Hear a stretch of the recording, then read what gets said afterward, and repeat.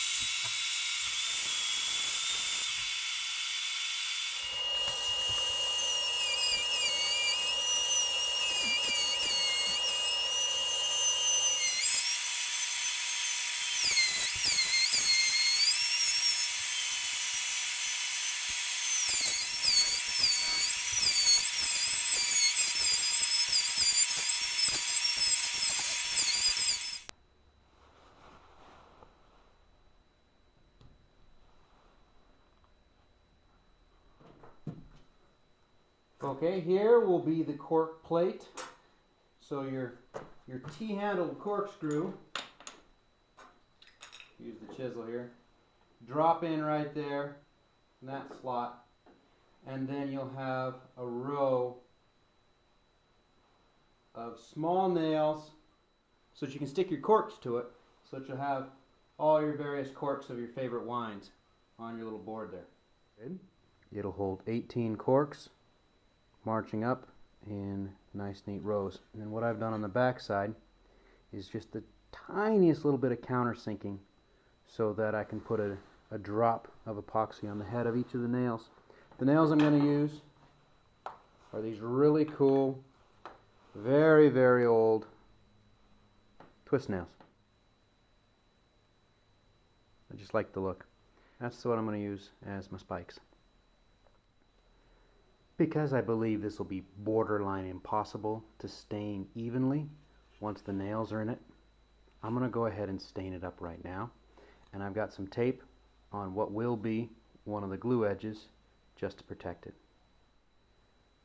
I'm going to paint the epoxy on the stone the same way I would paint epoxy on any of the projects we've done so far. You start with a clean bristle brush, you abuse it a little bit, pull out all the loose bristles because it just gets irritating pulling them out of your epoxy, and then you just brush it on. You can try not to overbrush because that'll cause foam, but even if it foams, you're going to go over it with a torch, so it really doesn't matter.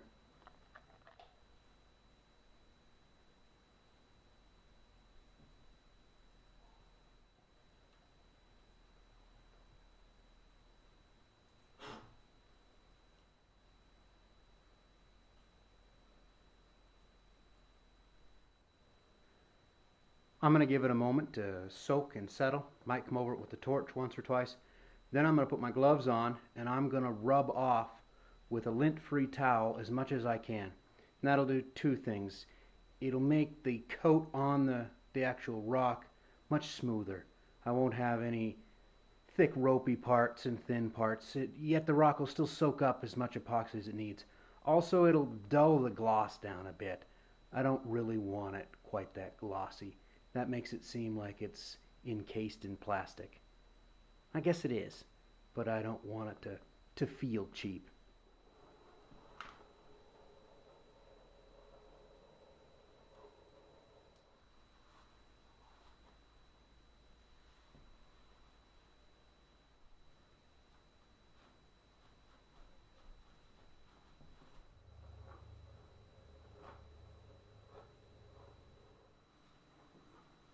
This stand is just a little shark fin sort of thing. This will get screwed down there. I made sure I marked and pre-drilled the holes because I'm going to stain this soon. This will get screwed right down there, and then it'll just get epoxied to the back of that stand. Something that it can lean back on. That's all I want. Just a little support when you cram the corks on. Anyways, that's what they look like when they're setting together. Daddy? Gives you an idea. Daddy, Bluey pop. Daddy, there's a pop Bluey. Oh, the Bluey pop? You've been watching too much Phineas and Ferb, bud. I hope. There it is with a coat of stain. Now, because it's maple, it can be really difficult to keep the stain from being splotchy. This is pretty good. Sand it, then sand it again, then sand it again. That's really my only advice. So this will just have to dry, and luckily it's quite nice outside, so I'll leave all the doors open tonight, and it should be dry in the morning. Right, buddy? Right, buddy. You say bye-bye? Bye-bye. Getting ready to pour epoxy in and around this. I've ringed the whole thing in masking tape. It's going to be difficult enough trying to get that epoxy in that crack without spilling. So I just want to cover up my woodwork so that I don't have to deal with it later. I'm going to go in right here in this little gap. I'll probably pour onto the rock and let it flow down, let it pool out, do it again and again and again. I also have a similar large gap here in the back that I will pour epoxy into. Now we're going to do this. I made up a makeshift funnel out of a piece of cardboard. I nipped the ends slightly so that I can get it in closer, and I'm just going to try pouring it.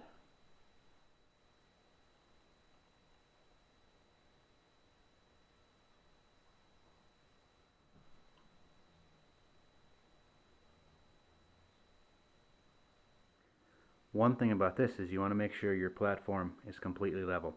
So I've got shims under the end of this, and I've got shims under my MDF to bring it up to a level plane.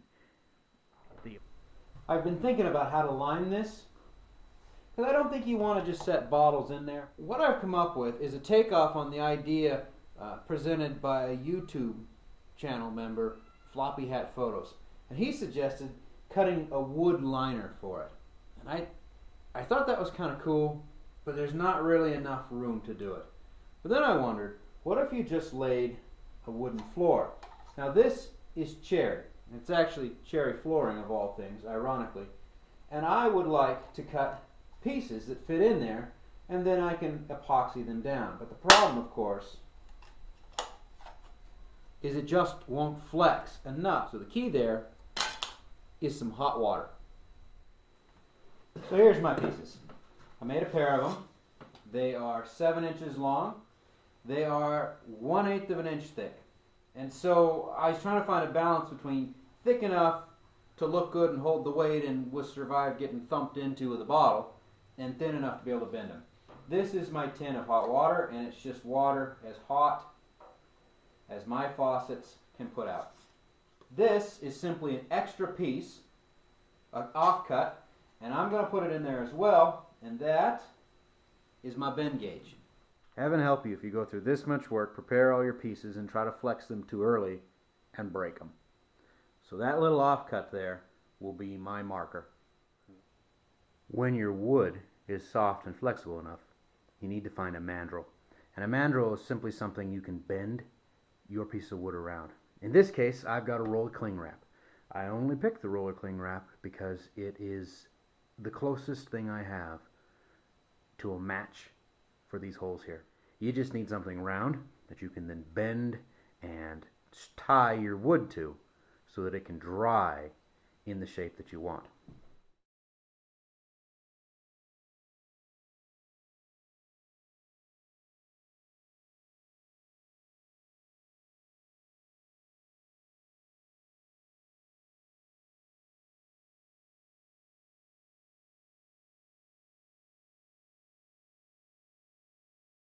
You can get a good idea of how it works.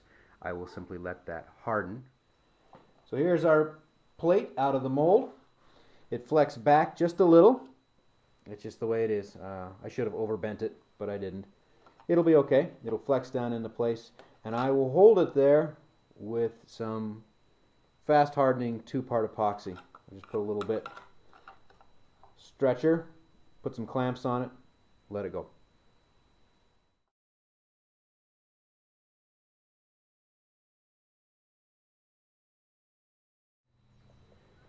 Here it is all done. I asked my friends for wine corks and I got one. And we're not big wine drinkers, but we went out and found a few bottles to give you an idea. You'll notice that both spots have got little rubber inserts. Now it's not to stop the bottles from slipping down. You actually set the bottles on top. What that does is it helps level them out just ever so slightly. Make sure those corks don't dry out. But most importantly, it stops them from sliding anywhere. They don't rattle around or vibrate when you walk past it. This is what we came up with as far as a wine cork, just what the supermarket had. Probably should upgrade before I sell it, but fits in there like that. The wood came out very nice. This is that natural edge maple. Antique nails. You can show off your wine collection to friends and family. So, I like it. It's got a couple of coats of lacquer on it, and it is ready to go to the craft fair. With luck. With luck I get some money, because I need a new one of those. And that is expensive.